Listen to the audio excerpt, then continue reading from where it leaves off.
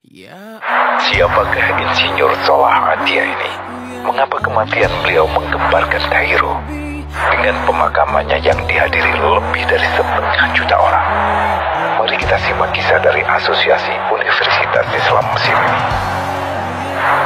Al-Kisah dari kampung kecil bernama Tafana al-Ashraf, distrik Middle Ghamir, provinsi Dakohliah, Mesir.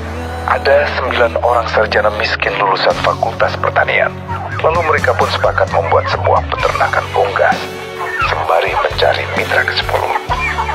Namun mereka terbentur modal. Maka dengan sekuat tenaga mereka kumpulkan dari hasil menjual tanah, perhiasan istri, hingga meminjam. Meski tidak banyak terkumpul, namun mencukupi untuk memulai usahanya. Pertanyaan tersisa, siapa mitra yang ke-10? Insinyur Solah, satu dari mereka, pun berkata, "Aku sudah menemukan mitra yang ke-10. Siapa?" kata teman-temannya. "Allah," selanjutnya. "Allah akan menjadi mitra usaha kita yang ke-10. Allah akan mendapat 10% dari keuntungan kita. Dengan perjanjian, Allah yang akan memberikan perlindungan dan pemeliharaan, keamanan dari segala wabah penyakit." Akhirnya mereka pun sepakat. Kontrak kerjasama pun ditulis secara rinci dan dicatatkan ke notaris, lengkap dengan peran mitra ke-10 tersebut.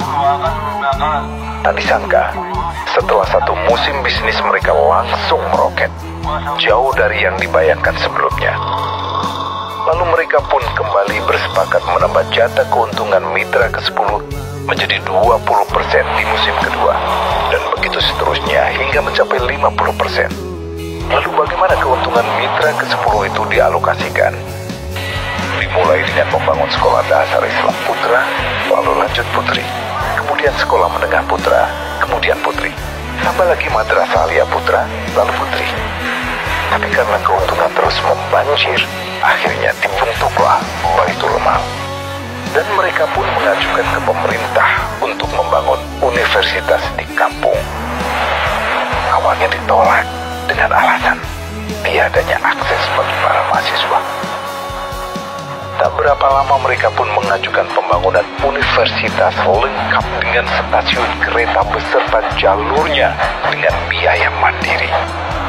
Akhirnya permintaan ini disetujui, dan pertama dalam sejarah Mesir berdirilah sebuah universitas di perkampungan kecil. Semakin berkembang, dibangun pula fakultas kedua, ketiga, keempat, hingga asrama putri dengan kapasitas 600 kamar. Lalu asrama putra dengan 1000 kamar. Tiket kereta api pun digratiskan untuk memudahkan transportasi menuju kampung tersebut.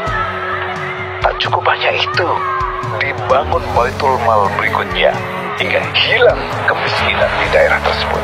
Dan program ini diduplikasi ke kampung-kampung lain hingga bisa dikatakan tak ada kampung yang disinggahi Insinyur Solah kecuali akan dibangun Baitul Mal untuk warga. Bantuan pun diberikan untuk fakir miskin dan para janda. Pemuda pengangguran pun dilatih untuk mengelola perkebunan sayur hingga mandiri, bahkan sampai bisa mengekspor ke negara tetangga. Pada saat panen raya, seluruh penduduk dikirimi paket sayur. Di hari pertama Ramadan diadakan buka puasa bersama untuk seluruh penduduk desa. Mereka memasak dan hadir ke lapangan yang dipenuhi beraneka makanan. Disiapkan juga perabotan untuk gadis-gadis yatim yang ingin menikah. Dan ini semua merupakan sedikit dari banyaknya kebaikan yang dilakukan oleh Insinyur Solah. Hingga pada akhirnya disepakatilah keuntungan perusahaan 100% untuk Allah. Insinyur Solah yang awalnya adalah salah satu mitra usaha berubah menjadi karyawan Allah.